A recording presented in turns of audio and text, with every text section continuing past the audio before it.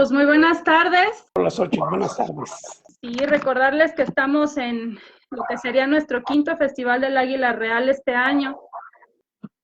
Amigos, el día de hoy don Cristóbal nos va a hablar de un tema pues muy interesante, el aprovechamiento del agua en el Valle de San Francisco en los siglos XVII al XXI.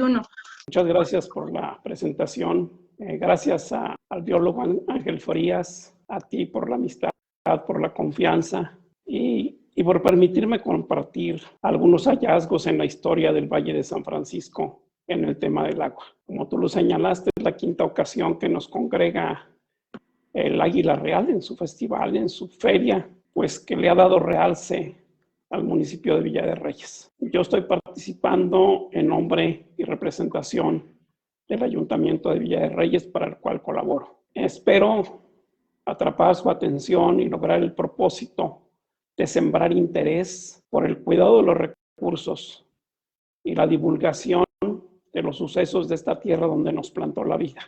Comenzaré por compartir algo para nosotros muy fuerte, un tanto doloroso. El 22 de enero, por las 11:30 de la mañana, el doctor en historia José Luis Lara Valdés compartió en el grupo de estudiosos del Camino Real de Tierra Adentro el deceso del doctor Alberto Carrillo Cázares. El padre Carrillo escribió 3 tomos sobre la guerra de la Gran Chichimeca. Esa obra está basada en los textos de Guillermo de Santa María. Fray Guillermo de Santa María es un conventual agustino que está en San Felipe, Guanajuato, y que hace entrada en tierra de chichimecas entre la parcialidad de los guajabanes. Los guajabanes son los aguerridos chichimecas que habitaron el Tunal Grande, específicamente en nuestra región, Villa de Reyes, o más bien Valle de San Francisco y Valle de los Bledos. En la relación de Fray Guillermo hace mención de que así lo informó a su superior del convento de Cirosto. Pidió al oidor de Guadalajara, al doctor Jerónimo de Orozco, pasar al Valle de San Francisco para constatar el estado de paz en que viven españoles y naturales, españoles y chichimecas. Fray Guillermo dice haber trazado las calles del hoy Villa de Reyes, haber entregado solares y cementeras al importante número de españoles y de naturales que aceptaron asentarse de paz. Se retiró de sus trabajos de evangelización, pero dejó doctrineros. Eso va a dar origen, años más tarde, a la creación de una parroquia. Estos trabajos de Guillermo permiten a la corona española, a través de las ordenanzas del virrey Martín Enríquez de Almanza, disponer la construcción de un fuerte, una casa fuerte, un presidio, por los años de 1568. Ese presidio es lo que todos conocemos en el centro del pueblo, en el sector norte del jardín, como el Portal y Casa de la Constancia. Es un tesoro de la época virreinal que afortunadamente se mantiene en pie, asegurado en el ramal del Camino Real Tierra Adentro, de la Villa de San Felipe al Valle de San Francisco, y las primeras entradas a lo que va a ser San Luis Potosí. Van a llegar aventureros, capitanes de frontera, a quienes la corona les da encomiendas y mercedades, que tiempo después se van a convertir en haciendas agrícolas y ganaderas. Pero el principal motor para el poblamiento del norte novohispano fue la minería, y con el descubrimiento de las minas de Zacatecas y luego de San Luis, o del Cerro de San Pedro en San Luis de Potosí, van a venir más pobladores a la cuenca hidrológica de Villa de Reyes para hacer el beneficio de metales. De esto nos da cuenta muy puntual y muy amplia el doctor José Ignacio Urquiola Permisán, pero él dejó una obra que se llama Agua para los Ingenios, San Luis Potosí y el Valle de San Francisco, a inicios de la época colonial. Si hacemos un recuento, en el Valle de San Francisco se asentaron cerca de 24 haciendas de molienda y afine de metales. ¿Gracias a qué? A las abundantes aguas del río de los Bledos, a las corrientes permanentes del río de Altamira. Hay otras evidencias que aguardan el empeño de investigadores de nuestro pasado. Esas evidencias están en los archivos parroquiales. los cuales corren a partir del año de 1600. En ese archivo he leído los autos de visita del obispo José de Escalona y Calatayud. Él le deja algunas recomendaciones al párroco, entre ellas el que atienda el deterioro en que ha caído el muro norte del templo desde su basamento en la piedra fundamental. Esto es en la primera piedra del templo. Y el deterioro lo está ocasionando la humedad. El párroco contesta la recomendación y lo deja en el libro de fábrica del templo y explica que entre los años de 1717 y 1719 las demasías que están derramando las lagunas mantienen permanentemente inundado el beneficio. Esto es la cabecera parroquial, entiéndase el asentamiento o el pueblo de Villa de Reyes. Seguimos investigando y vamos a los planos que manda levantar el Marqués del Jaral en esa época, entre 1700 y 1730. El dibujante o el agrimensor se ocupó de señalar muy puntualmente las lagunas de Lucio, San Francisco y San José. Luego vamos a la cartografía antigua y ahí nos encontramos un asentamiento, una mercedad a Andrés de Lucio.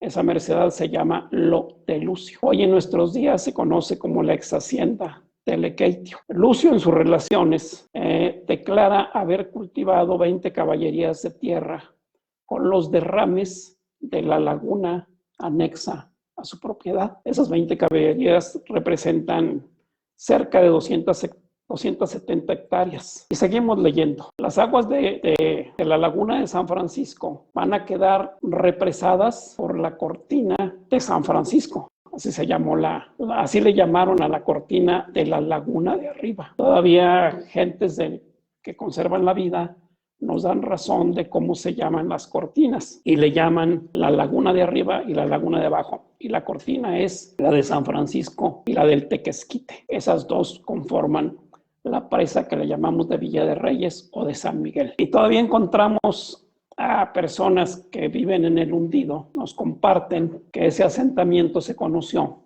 como San José del Carrizal. Ahí la referencia a la laguna de San José. Hay que también hacer mención de que las demasías o los excedentes de la presa de San Bartolo llegaban a este vaso por un tajo que se conoció como el Tajo de Moctezuma. Aquí hay que hacer una reflexión. Si nosotros caminamos las grietas que hoy presenta ese vaso, esa presa, la caminamos rumbo al Jaral, si seguimos esa grieta, nosotros ya la registramos y la caminamos desde la cortina del Tequesquite hasta el rancho del Barroso. Hasta ahí la dejamos. Entonces, la lógica que ese trazo es el que siguió esta fonja o esta gran obra hidráulica, el Tajo de Moctezuma, que era para conducir los remanentes, ya dije, de la presa de San Bartolo hacia el vaso del que estamos hablando. También en esa época se construyó un erido en el río Altamira y se excavó un canal que los vecinos conocen como el río Colorado. Ese erido es una compuerta en el río,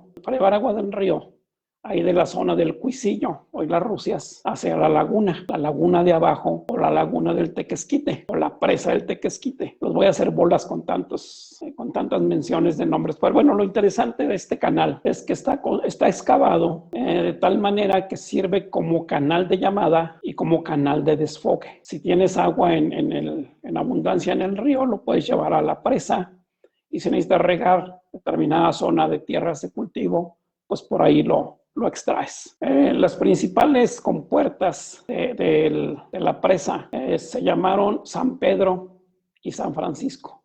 San Pedro, la compuerta de la presa de arriba, y San Francisco, la de abajo. Por esas compuertas se regulaba el agua que se conducía a las zonas de cultivo a través de los canales de los Arquitos y del Arco de Altamira. Los Arquitos están en la zona de la Garrapata, del potrero de Garrapata, y el Arco de Altamira en el potrero de Zavala. De los Arquitos hay una inscripción, una inscripción hecha con ladrillo, que se terminó la obra en 1912, Documentalmente no he encontrado referencia. De lo que sí tenemos unas notas en archivos es de la construcción del arco de Altamira, el de los potreros de Zavala. Ese terminó en 1812. En ese tiempo, la hacienda de Gogorrón llega a la familia de los marqueses de la villa del Villar del Águila. Y 3 generaciones de esa casa van a ser dueños de Gogorrón. Algún día va a heredar algún personaje que ya en su momento lo referiremos. Quiero hacer una mención aparte. Esto es relacionado con el Valle de los Bledos. El Valle de Bledos tiene un sistema hidrológico, que decimos, autosustentable. Sabemos que las presas que se construyeron en Bledos tienen canales de conducción que permiten regar cualquier zona del extenso valle.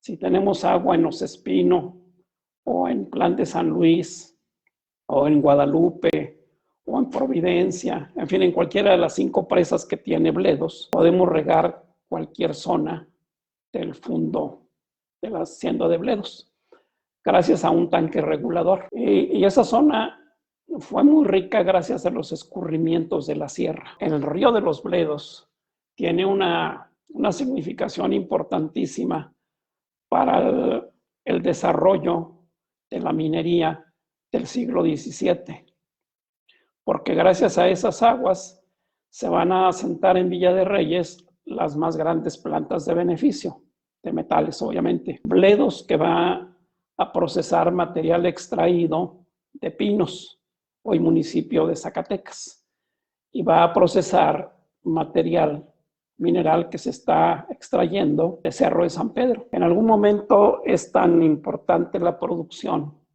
que Cárdenas debe asociarse con Rutiaga y construir Bledos Bajos, que conocemos hoy como Carranco. En su momento esas 2 haciendas de beneficio de metales fueron de las más productivas y que usaron tecnología, válgase la expresión, de punta para su época. Y reitero, beneficiadas por las aguas, por las caudalosas aguas y permanentes corrientes que bajan de la sierra y que concentra el río de los Bledos.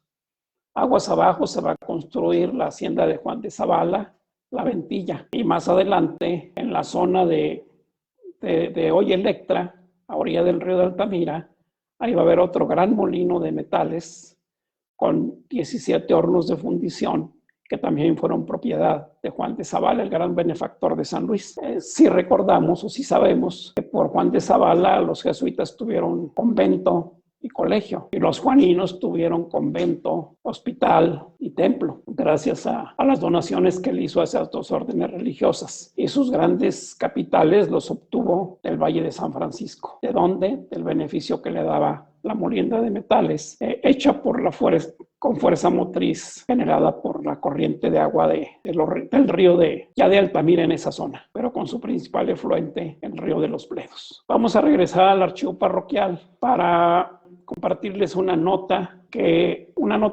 nos dejan los amanuenses de la época. Ya referimos el daño que tiene el templo, ya referimos el motivo, que el herido que hicieron los Fernández de Jáuregui en el río se desparramaba por el poblamiento y mantenía casi todo el año inundado el pueblo. Las autoridades religiosas y civiles se van a conjuntar y van a presionar a los Fernández de Jáuregui para que construyan una fonja, una acequia. Esto va a ocurrir por el año de 1720. La acequia que todos conocemos se excava en ese tiempo. La concesión de aguas que les había otorgado la corona fue de 2 bueyes. Un buey es una medida de volumen usada en la época de la colonia, equivale a un cuadro, o sea, una vara en cuadro. Hacemos una horadación, hacemos un agujero en un contenedor de 90 por lado. Y a ellos les otorgaron 2 varas de agua, 2 bueyes. ¿Sí? La conversión bien pudieran ser 2 metros cúbicos. Entonces, ese era el volumen promedio que se transportaba desde la zona de la tinaja hasta más allá del asentamiento, el poblado de Villa de Reyes. Para hacer llegar esas aguas a la hacienda de Gogorrón, se hubieron de excavar dos túneles, uno que va en ruta a la hacienda, desemboca en el casco, y otro que va hacia la zona del Tanque del Verde. Seguramente ustedes lo conocen, está ahí frente a uno de los puentes del Camino Real. Aquí es importante considerar que la acequia no solamente tenía capacidad para el arrastre de los 2 metros cúbicos que sacaban del río. Por las efemérides nos enteramos que eran años de lluvias cuantiosas y muy regulares. Ahora sí que de regulares abundantes. Y sabemos que en la banda norte el pueblo está circundado por cerros. Esos cerros obviamente ocasionan bajadas de agua, ¿sí? Entonces la obra tuvo que haber sido planeada y ejecutada. Cuando tengamos oportunidad, vayamos a la casa parroquial. Si no es posible entrar, por lo menos reflexionemos en el nivel del piso de la casa parroquial. Y en la imaginaria veamos el nivel del piso en la casa fuerte, o sea, ahí en la Constancia. Ello nos va a dar idea de la altura que alcanzaba el tirante de agua. Y la siguiente reflexión sería, ¿y por qué no, cuando edificaron el templo, consideraron esta situación y lo protegieron de las inundaciones? Pero bueno, eso queda ahí para la reflexión. En cuanto a la excavación de la acequia, en las actas de Cabildo propiamente, en el acta número 5 del día 11 de marzo de 1867, en el primer párrafo leemos que don Loreto Zamora pretende despojar a don Francisco Zavala de un terreno y un jacal. Loreto Zamora, el mayordomo de la hacienda de Zavala, había movido su casita, su jacal y su tierra para permitir el paso de la excavación de la acequia. Y los Fernández de Jáuregui le recompensaron reponiéndole el jacal, el terreno para el jacal y un corto terreno para cultivo. Así más o menos está expresado por boca del señor Zavala. Esta tarea de documentar la arquitectura del agua nace de un coloquio que se celebró durante el mes de septiembre de 2019 en Guanajuato capital. En él participaron el doctor Marcelo Ramírez Ruiz de la UNAM, José Luis Lara Valdés de la Universidad de Guanajuato y José Antonio Rivera del Colegio de San Luis. Ellos abordaron el tema de la arquitectura del agua en la frontera norte del Reino de Nueva España. Y me decía Toño, el doctor Rivera, dice, oye Cristóbal, ¿cuándo te haces un trabajo en relación a este tema? Y ahí quedaron las notas pendientes. Y aprovecho esta ocasión para compartir, quizás de manera un tanto atropellada y quizás muy desordenada, porque no hemos invertido más tiempo en este trabajo, sobre todo hacer el trabajo de campo, que es lo que nos da la certidumbre de lo que expresamos. Quiero agregar que el principal referente en las mercedades que entrega la corona a los pobladores, a los encomenderos, a los hacendados, en todas esas mercedades está presente el agua. Por ejemplo, el 10 de marzo de 1580 se otorga un sitio de ganado mayor y 2 caballerías de tierra en unos ojos de agua que están, como vamos del fuerte del dicho valle al de Atotonilco, en un mezquitalejo. Y los ojos de agua están a mano derecha de la vereda. Y hay unas palmas cerca de dichos ojos de agua. Una legua poco más o menos del dicho fuerte, y le fue otorgado a Alonso López el Mozo. Nosotros vamos y venimos, ahora afortunadamente en camioneta de Villa de Reyes al puerto de las Orruedas, hoy San Antonio, y de ahí seguimos a Villela o podemos seguir al fuerte Atotonilco. Bueno, entonces imaginemos la zona donde se hizo esta mercedad en 1580. Y bien pudiera ser, ¿qué te digo? ¿Qué les digo? La zona de riego del jardín. Camino Real es paralelo a la vía.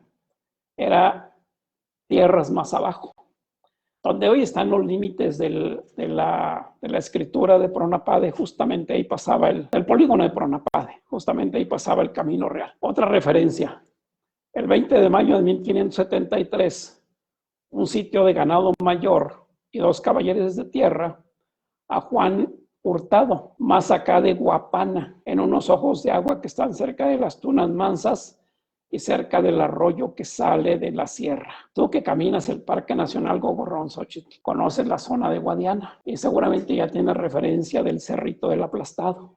y sabes de los manantiales que aún hoy día, aún en periodo de estiaje, se conservan con agua. Creemos que están hablando de ese sitio, de esa región.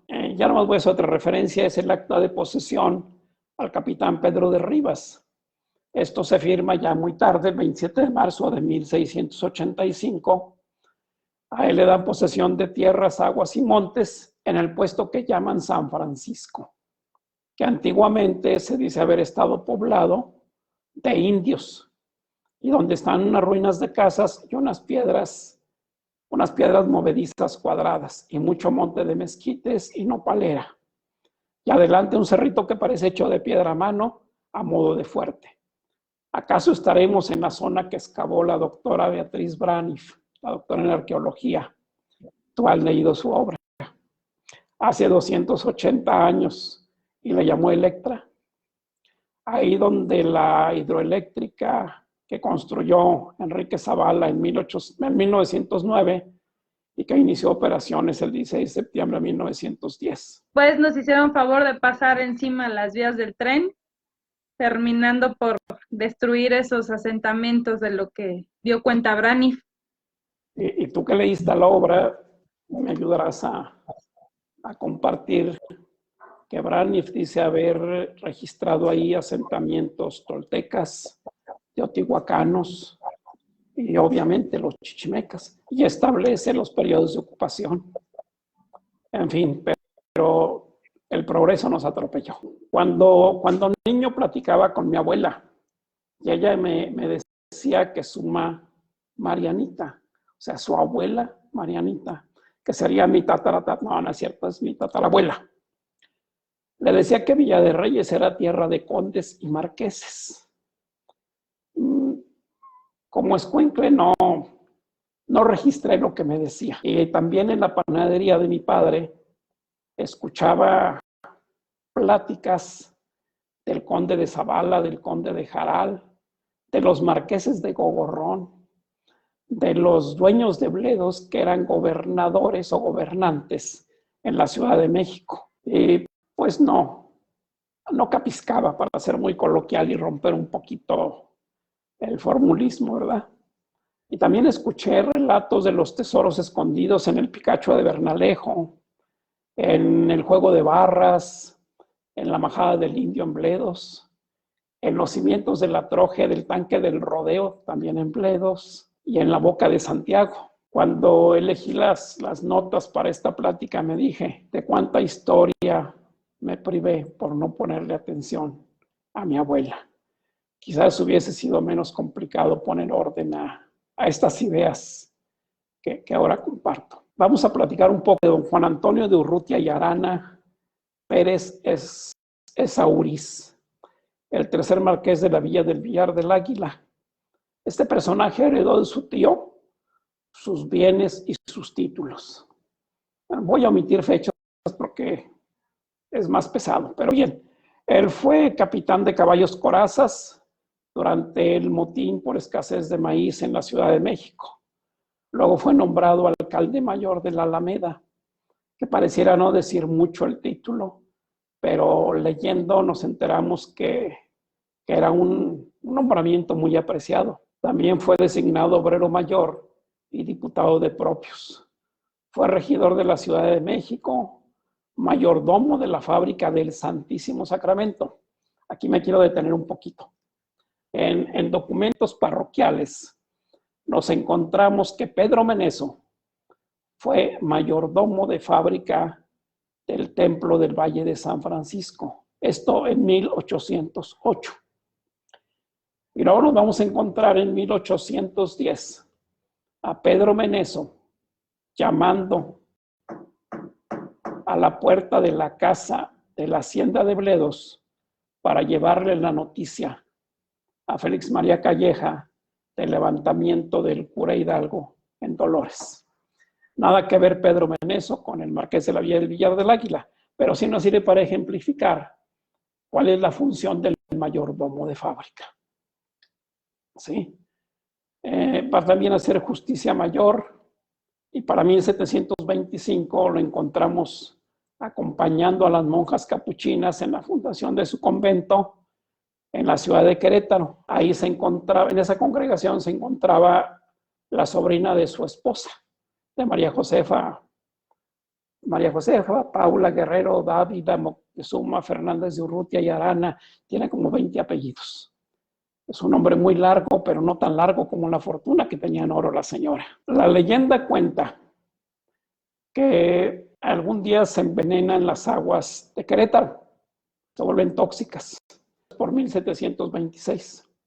Y ahí es cuando Juan Antonio de Urrutia y Arana alcanza la inmortalidad, porque construye la obra emblemática de la ciudad de Querétaro. Dice la leyenda que su prioridad no era llevar agua pura a la ciudad, sino llevar agua limpia al convento, porque ahí residía la sobrina de su esposa, de la cual él estaba locamente enamorado. Están preguntando a nuestra audiencia, bueno, ¿y qué tiene que ver el marqués de la Villa del Villar del Águila y su amada con las aguas de Villa de Reyes, verdad? Si seguimos la leyenda, nos vamos a enterar que el marqués robó del convento a la sobrina y la trajo a vivir a Gogorrón. Él ya había comprado Gogorrón, la hacienda de San Pedro de Gogorrón en el Valle de San Francisco. Eso lo hemos escuchado como leyenda. Como documento, ahorita nos ubicamos. Pero bien, ese tema de si la robó o no y se la trajo a vivir o no al Gogorrón, ni lo aseveramos ni lo desmentimos, porque de eso vive nuestro amigo Sayas en sus recorridos de leyendas que hace por el centro histórico de Querétaro. Pero vamos a ocuparnos de la historia documentada. Antonio Fernández de Jáuregui Villanueva, hijo de José Antonio Fernández de Urrutia y María Gertrudis Villanueva Freire. Él se casa con María Josefa Serrano Patiño y tuvo 7 hijos. Nada más voy a referir uno. Bueno, los nombres: María Josefa, María Guadalupe, María Dolores, José Ignacio, María Antonia y Antonia. Así eran los nombres de aquellas épocas. Pero bien, ocupémonos de María Dolores. En un trabajo que hace de redes socioeconómicas de la ciudad de Querétaro, la doctora, ahorita me llega el nombre, nos refiere que María Dolores se casa en el Valle de San Francisco con José María de la Canal Landeta. El registro de matrimonio está datado el 3 de mayo de 1796.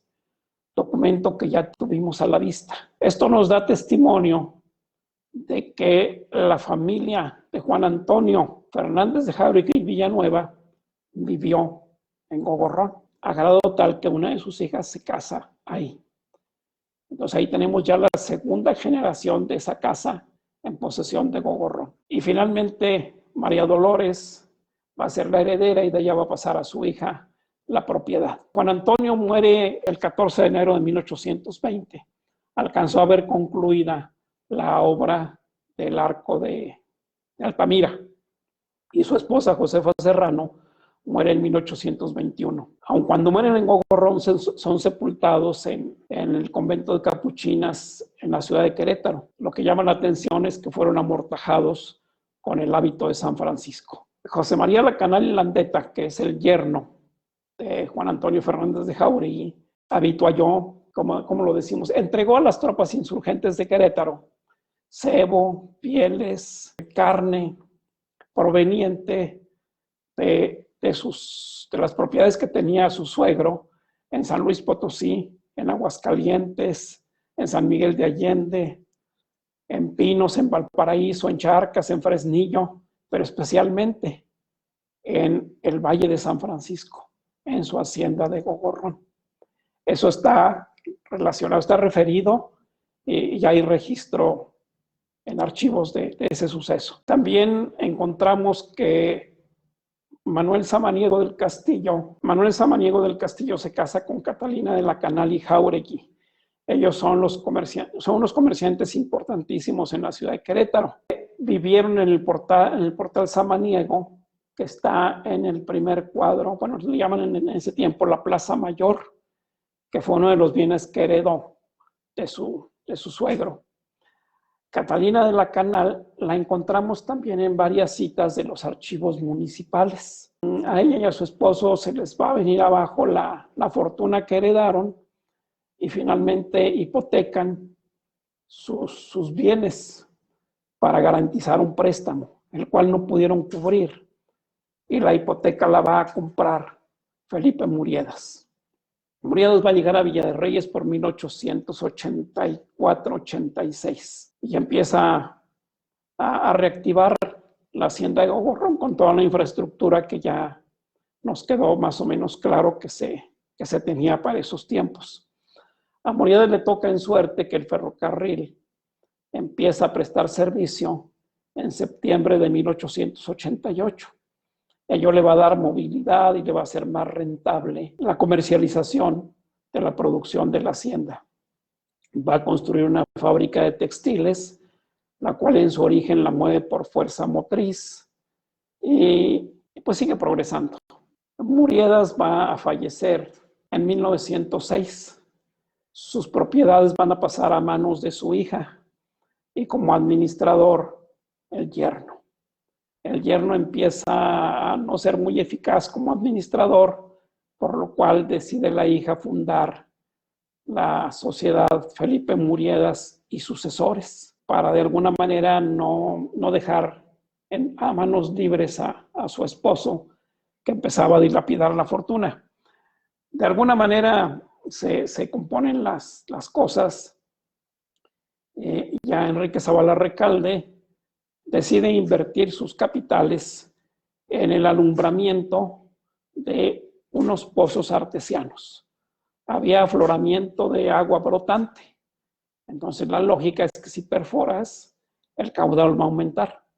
Entonces para esto contrata una empresa inglesa y hacen la perforación.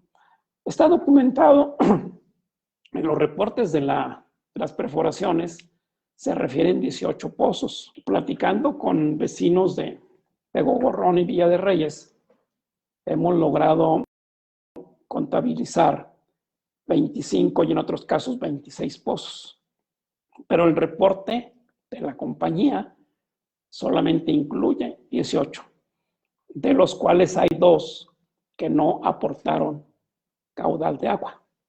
Y aquí lo interesante, el pozo número 16, cuando alcanzó su máxima profundidad, que fueron 250 metros, en el aforo que le realizan, se dice o se reporta 25,000 litros. En esa época, en 1906, se tenía datado como el pozo más rico en el mundo, uno que operaba en el estado de Massachusetts, en la Unión Americana. Aquel pozo aportaba un gasto de 12,500 litros. Entonces, esto nos lleva al acerto, a aseverar que en el Valle de San Francisco, en Villa de Reyes, en la zona termal, ahí donde está el Pozo del Carmen, ese es el Pozo 16. Se descubrió, se perforó, se explotó el pozo más rico en el mundo. Sí. Con estas aguas termales, ¿qué va a hacer Gogorrón? ¿Qué va a hacer Zavala Recalde? Pues ampliar las zonas de cultivo y va a construir canales para llevar el agua a la zona de Centenario, llevarla por gravedad a determinado punto del cerro y de ahí dejarla caer para mover las turbinas de la Electramanuela, la hidroeléctrica, con la cual va a generar energía y va a modernizar su planta de textiles. Cuando leemos los inventarios de la textilera de Gogorrón, pues nos enteramos que se producía desde el más fino casimir de exportación hasta la más rústica tela, la cambaya, el barragán. Baste decir que se producían de los más finos casimires a los más rústicas telas. No tuve la precaución de tomar notas, pero son importantísimas las toneladas de lana lavada, de lana teñida, de casimires terminados, y luego los destinos de los productos. se van a Nueva Orleans, se van a Europa, se van a Inglaterra. Afortunadamente, con el tema de los archivos digitales, pues ya tenemos tan lejos como la computadora la consulta de esos documentos, ¿sí? Que siempre los habíamos considerado perdidos porque no los veíamos en físico. Ahí tenemos uno más de los usos de las aguas del Valle de San Francisco, la riqueza hidrológica del Valle de San Francisco en beneficio del progreso. Referí la fecha de inicio de operaciones del ferrocarril. No creo que es importante no dejar pasar la ocasión y compartir que la hacienda de Pardo, cuando estuvo en posesión de Manuel Hernández Acevedo, produjo ladrillo en muy alta cantidad y de calidad muy específica. Ladrillo de alta densidad, de dimensiones precisas. ¿Para qué? Para la fabricación de bóvedas catalanas. Con Manuel Hernández Acevedo se asocia a Guastavino, un personaje que viene de Italia, y un personaje de apellido Helguera, nada que ver con Epens Helguera, y empiezan a construir bóvedas catalanas en San Luis Potosí, y se convierte aquello en un emporio. En alguna ocasión, la doctora Mónica Araujo, ella es de la Universidad La Salle, es una amiga venezolana, nos pidió la oportunidad de exponer un resumen de sus trabajos para obtener el doctorado en arquitectura. Y Abel Díaz, nuestro amigo de Pardo, nos abrió gentilmente la hacienda, e hicimos una visita de campo de 3 días, en fin, y acabó con una conferencia a la cual acudieron pues un importante número de jóvenes de la comunidad, quizás llevados por obligación a través de la escuela, pero ojalá que algo les haya quedado. Lo interesante es que también con el agua, Pardo en algún momento se volvió un emporio de producción de ladrillos. ¿Qué se construyó? ¿De qué tenemos? ¿O qué recordamos de aquellas noticias? En Zacatecas capital, el mercado Jesús González Ortega está construido con ladrillos de Pardo. En la ciudad de Chicago, N número de obras, edificios también públicos que son emblemáticos de la ciudad. Y aquí en San Luis Potosí, todos vamos a recordar la planta de energía eléctrica que estuvo situada frente a la iglesia de San Cristóbal del Montecillo, ahí junto a los patios de ferrocarril. Pero esas bóvedas fueron construidas con ladrillo de Pardo.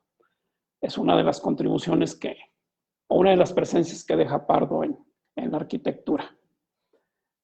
Para continuar con el tema del agua, bueno, ya llegará la producción de papel destintado, llegará por una PAD, se construirá en 1974, comenzará operaciones en 1976, y pues otra vez las aguas del Valle de San Francisco son un factor importante para la comunicación social de nuestra patria. Van a cambiar las cosas, el periódico ya no se vende, ahora están las redes sociales, pero la planta se reconvierte y sigue produciendo papel para otros usos, pero sigue produciendo papel y el agua se sigue extrayendo. Para la industria turística, bueno, pues se aprovechan los manantiales, se aprovechan los pozos de agua brotante, ahora ya hay que bombearlos, y se desarrollan los balnearios. Por 83 se construye la planta termoeléctrica de Comisión Federal, en 85 se amplía y ahí está haciendo la explotación del acuífero para generar energía, que es lo que mueve la economía del país. Es lo que tenemos para compartir. Quiero nada más hacer una mención. Hay un personaje, la Güera Rodríguez. La Güera Rodríguez casa y enviuda, y algún día, una vez viuda, se casa con un boticario que es socio de los Fernández de Jauregui, dueños de Gogorrón. Entonces, ese gran personaje, la Güera Rodríguez, que debe estar muy de moda en este tiempo, bueno, su historia debe estar muy presente en este tiempo. Estamos conmemorando el bicentenario de la independencia de México y recordemos la cercanía de la Huaga Rodríguez con Agustín de Iturbide. Pero es otra historia, dijo la Nana Goya, y la platicaremos otro día. Entonces es impresionante conocer los datos históricos, documentales y los no históricos o los que no están, bueno, no que no sean históricos, sino que más bien no están documentados, ¿no? O sea, no hay un documento, pero dice por ahí está la leyenda, está el conocimiento de que existieron. Desde que llegué a Gorrón siempre lo que me ha impresionado muchísimo es la perforación precisamente de los pozos artesianos. Me hubiera encantado verlos, conocerlos, aquella riqueza que había en el valle.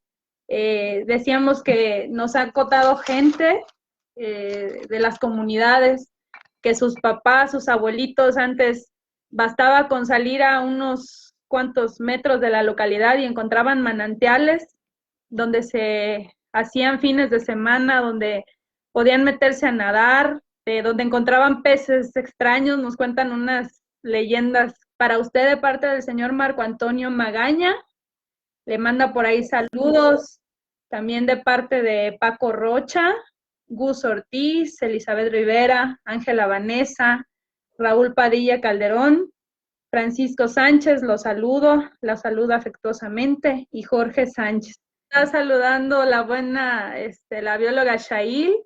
Dice, nunca se imaginaba en las visitas que hacíamos a Villa de Reyes, por placer o por trabajo, una historia tan interesante en sus caminos, en sus campos y en sus sierras. Pues sí, Cogorrón está lleno de historia, a más no poder. Te saludos desde Pardo, el señor Gus Ortiz.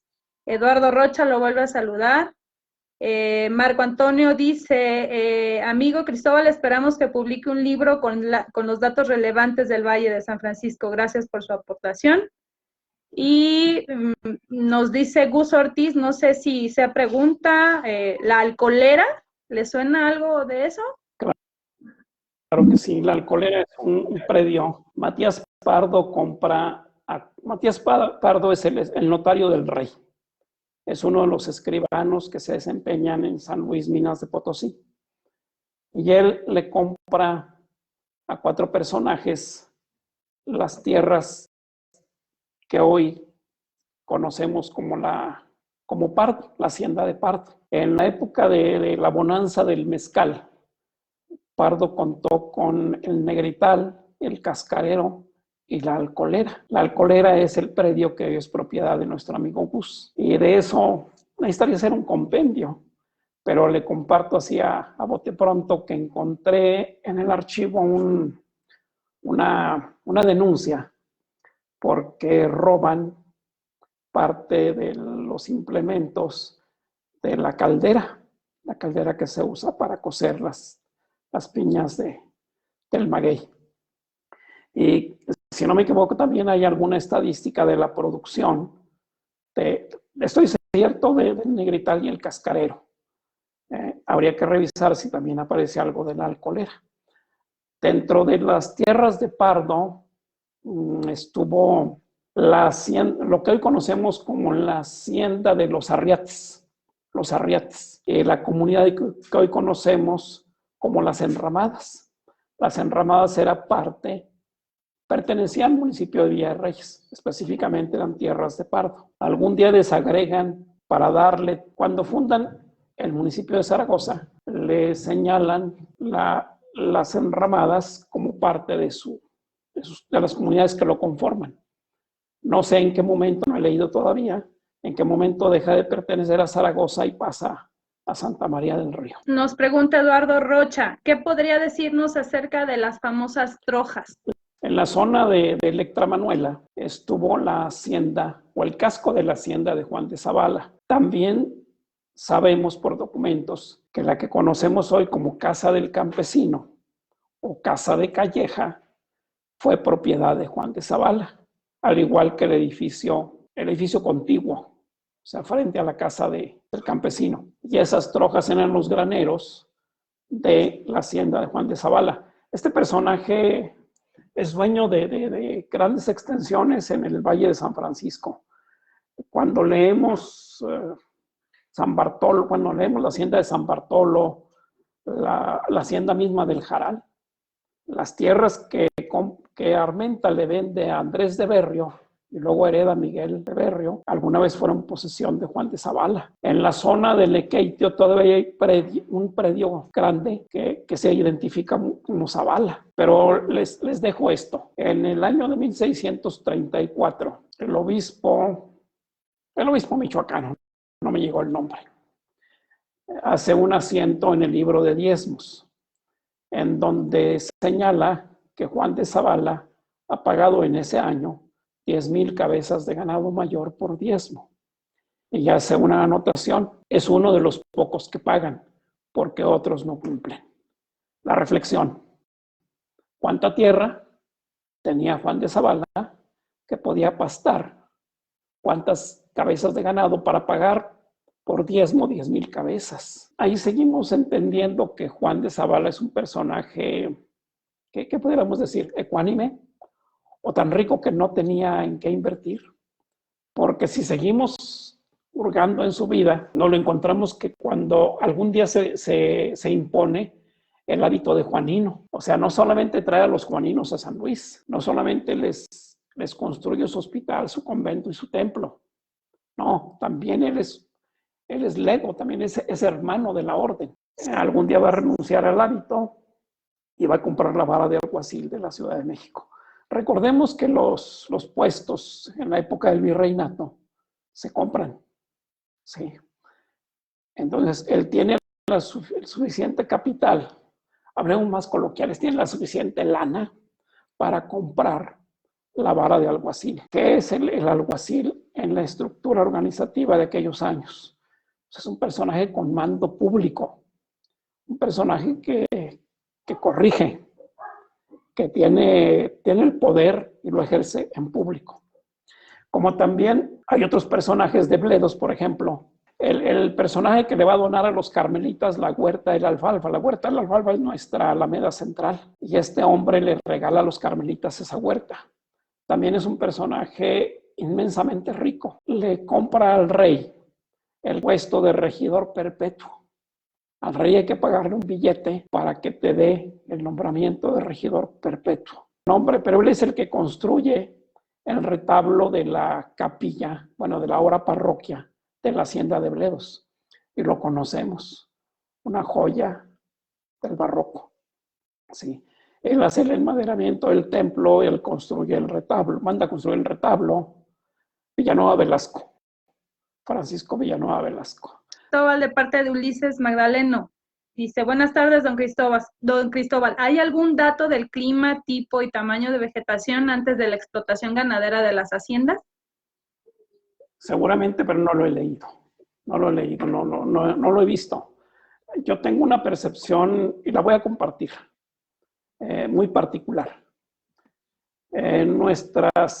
Nuestros bosques, nuestras montañas, nuestros cerros se devastaron durante la colonia. Ya tuvimos un ejemplo del pastoreo que hace Zavala. Habría que hacer otra reflexión sobre el pastoreo que hace la madre de Martín Ruiz de Zavala, sobrino de Juan, que fue Martín Ruiz de Zavala, dueño de la Ventilla. Y alguna vez, en algún apunte también del libro de diezmos, encuentro que la madre de Martín Ruiz de Zavala paga cerca de 8,000 cabezas de pelo y lana, esto es ganado menor, por diezmo. ¿Sí? Y tanto depreda el ganado mayor como el menor. ¿Sí? Ustedes que son especialistas en el tema podrán explicar esto. Yo escasamente lo reflexiono. Para construir los grandes cascos de hacienda, para alimentar los hornos de fundición, para construir la vivienda de toda la gente que se va a vecindar a los molinos de metales, pues se talaron los montes.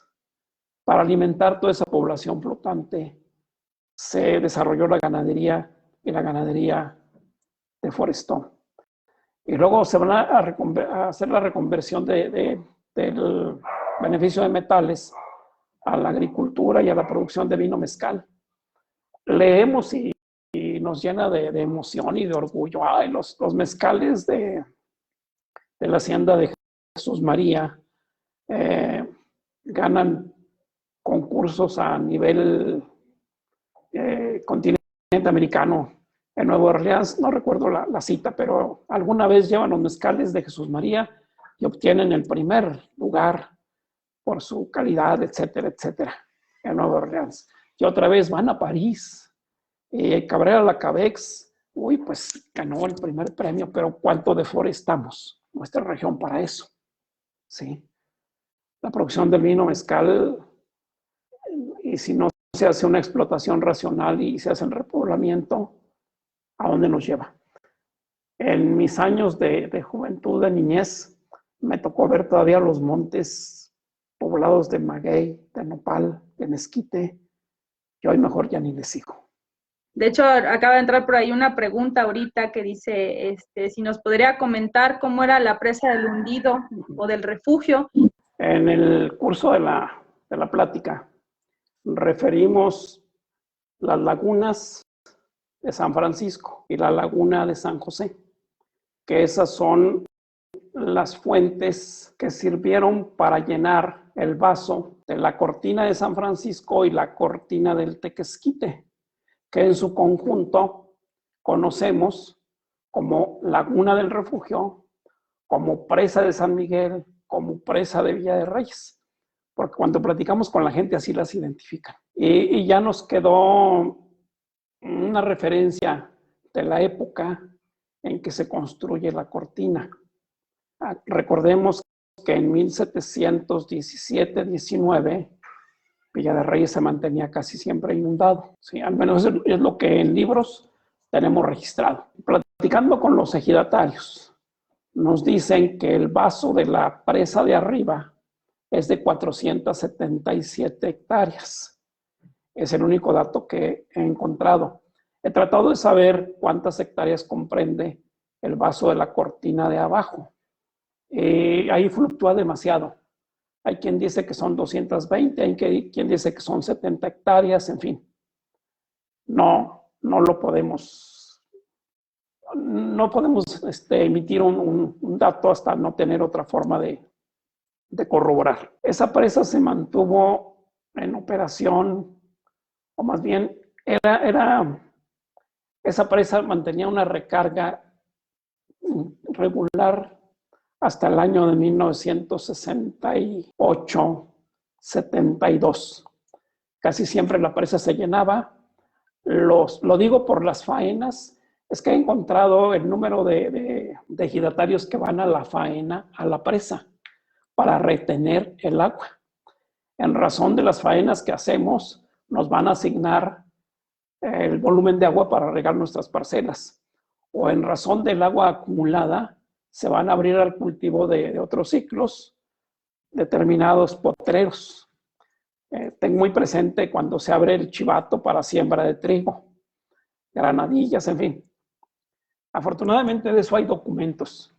No en abundancia, pero sí hay testimonio documental, que eso es lo más valioso. Entonces, por eso me atrevo a decir que hasta por los 70s todavía se hacía la faena y se abría al cultivo de determinadas zonas que en tiempos regulares no se atendían.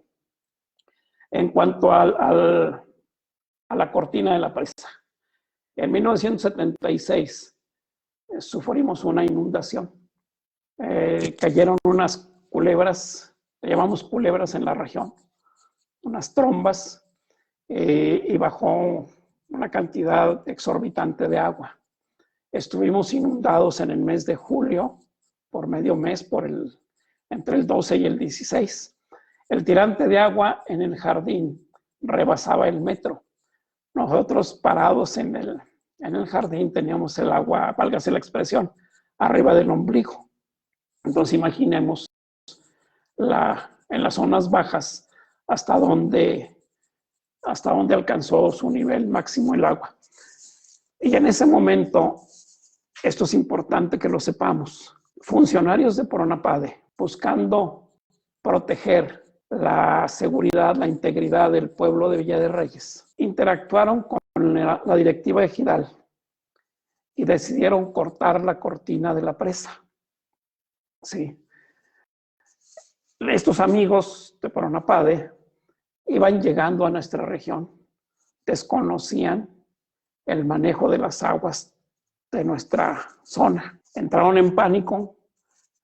Debo decirles, ellos para esos años ya trabajaban en Poronapade. Ya vivía en San Luis e iba a trabajar a Poronapade. Yo tengo 50 años yendo a trabajar a Villa de Reyes. El camión nos dejaba en la zona de San Lorenzo y ahí transbordábamos porque estábamos aislados.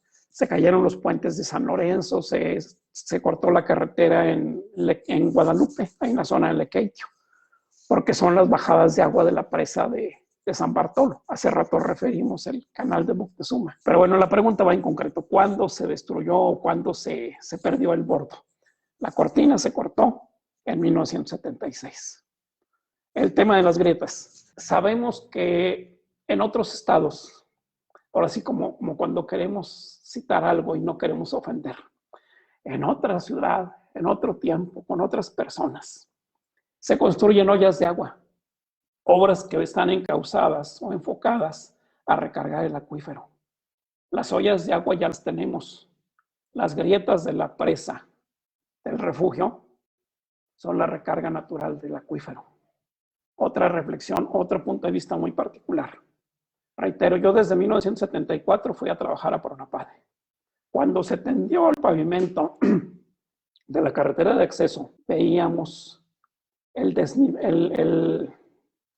asfalto a nivel. Y hoy, si nos paramos en el entronque de carretera San Felipe con acceso a Poronapade, tenemos el horizonte a nuestra altura.